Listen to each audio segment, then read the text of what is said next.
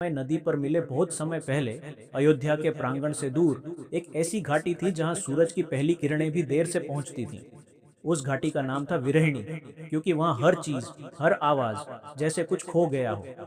राम अथवा रामचंद्र, मानवीय रूप में दिव्य गुणों के प्राण, न्याय, धैर्य, त्याग के प्रतीक, अपने 14 साल के वनवास के तीसरे वर्ष में विरहिणी घाटी के पास पहुंचे। उनका साथ था सखी सीता और भाई लक्ष्मण। जंगल की पगडंडियां अक्सर अनिश्चित थीं, मगर उनका उद्देश्य स्पष्ट, धर्म की रक्षा और सत्य के साथ चलना अमिट। विरहिणी की घाटी में घना झाड़ झंखाड़, भोर की धुंध और एक ऐसी नदी थी जो मानो समय के साथ बहती थी। नदी के पानी में कभी पुरानी रुकावटों का प्रतिबिंब दिखता, कभी भविष्य के सपनों का। गांव वालों का मानना था कि नदी की धार में एक आवाज गूंजती है, सिर्फ उन्हीं को सुनाई देती जो बहुत ध्यान से सुनते। राम एक साधु की तरह उस नदी के किनारे बैठे। यहाँ कोई युद्ध की लड़ाई नहीं थी, कोई राक्षस की टक्कर नहीं, बस एक शांत नदी और बाकी कुछ भी नहीं।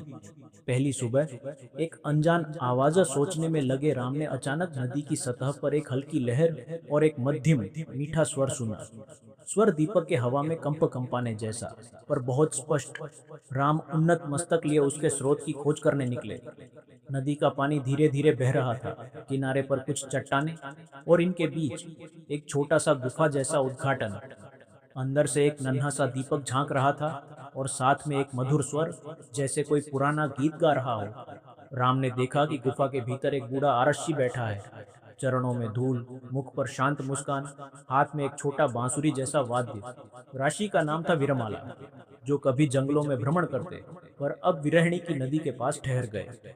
विरमाला ने राम को देखा और धीमे स्वर में कहा, हे धरती के ध्रुव, आज तुम्हारे कदम इस नदी तक पहुंचे। क्या तुम चक्रवर्ती नहीं, और क्या मेरा मंत्र नहीं सुनते? राम ने विनम्रता से नमस्ते किया और पूछा, हे महर्षि, यह नदी किस रहस्य को छिपाए बैठी है? विरमाला ने कहा, यह नदी मृतकों की या दिव्यताओं की नहीं, यह उन क्षणों की है जो मनुष्य का सबसे कठिन समय बन जाए। आज तुम्हारे लिए एक प्रश्न है, क्या धर्म केवल नियमों का पालन है, या उस नियम से परे भी कुछ है जो केवल हृदय जानता है? राम ने कहा, धर्म वही जिसे आत्मा स्वीकार करे, और आत्मा वही जो सत्य और परस्वरूपी करुणा से जुड़ी हो। आरशी मुस्कुराए, पर आंखों में एक अनकहा सवाल था। दूसरी सुबह नदी का पानी एक नया आकार। अगली सुबह वही नदी, पर अब पानी का रंग बदल चुका, हल्का सोना और गाढ़ा नीला। राम ने देखा कि नदी की धारा में एक और आकृति उभर रही, एक स्त्री का, जो रेशम सा कपड़ा पहने, हाथ में लकड़ी का लंबा लकड़ी का पतरी। उसकी आंखों में दर्द, पर भी एक अदम्य साहस। राम ने अनुमान लगाया, क्या ये कोई देवी, कोई असुरनी? स्त्री ने कहा, मैं उस नदी की दासी हूँ जिसकी परछाई मैंने उड़ान भरी, पर फिर लौट आकर नदी बना दी। मैं नाम नहीं बताती, पर तुम्हें सच बताना मेरा कर्म है। राम ने पूछा, और सत्य क्या है जिसे तुम्हें बताना है? स्त्री ने कहा, तुमने अपने जीवन में कई कठिनाइयां देखी, पिताजी की वियोगी मृत्यु, अपनी ही पत्नी को खोने का डर, और रावण से युद्ध, पर तुम्हारा सबसे बड़ा संकट मन की आवाज के साथ लड़ना हुआ। यह नदी विरहिणी तुम्हें बताने आई है, कभी कभी नियम खुद को प्रश्न में डालते हैं, तुम अपने नियमों से कहीं अधिक हो। राम ने कहा, तुम्हारी बात मेरे लिए नई नहीं है, पर क्या नदी का पानी और यह दृश्य केवल एक परिकल्पना है, या कोई संदेश? स्त्री मुस्कुराई, यह संदेश नहीं, बल्कि एक अनुभव है। तुम्हें यह समझना है कि तुम्हारी यात्रा केवल युद्ध तक सीमित नहीं थी। यह यात्रा निर्णयों की, आत्मनिरीक्षण की, साथियों की। और नदी ने लहरों से 3 अक्षर लिखा, प र य त्रिवेणी। राम ने समझा, प्रयास। तीसरी सुबह स्वर्ण पुल। तीसरी सुबह नदी में एक स्वर्ण पुल बन आया। पुल पर पैर रखते ही राम का ध्यान चला। यह पुल केवल उनके लिए नहीं, बल्कि उन सभी के लिए था जो धर्म और मानवता के बीच झूलते। राम ने पुल पार करते हुए सोचा, क्या धर्म पूरी तरह अनुकूल हो, या कभी कभी कठोर?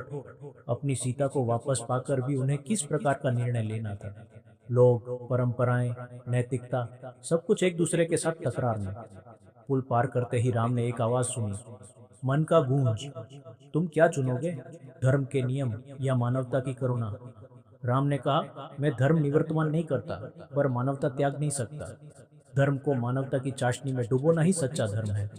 चौथी सुबह, रिटर्न टू अयोध्या।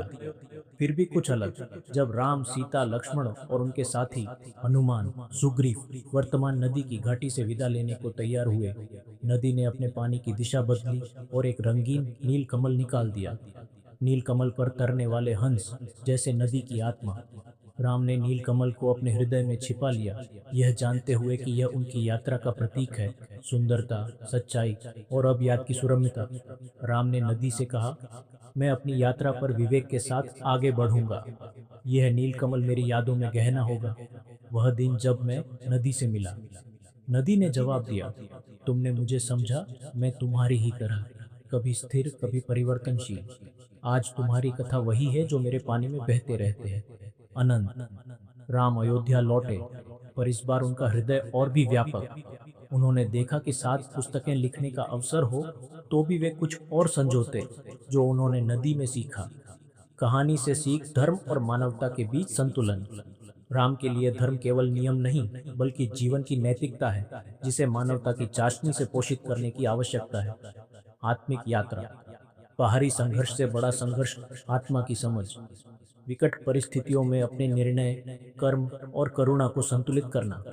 स्मृति का कहना, नीलकमल, नदी, मिथक, वह चीजें जो हमें बताती हैं कि हम हमेशा वही नहीं रहेंगे, पर जिनका योगदान हमारी पहचान में अमिट है।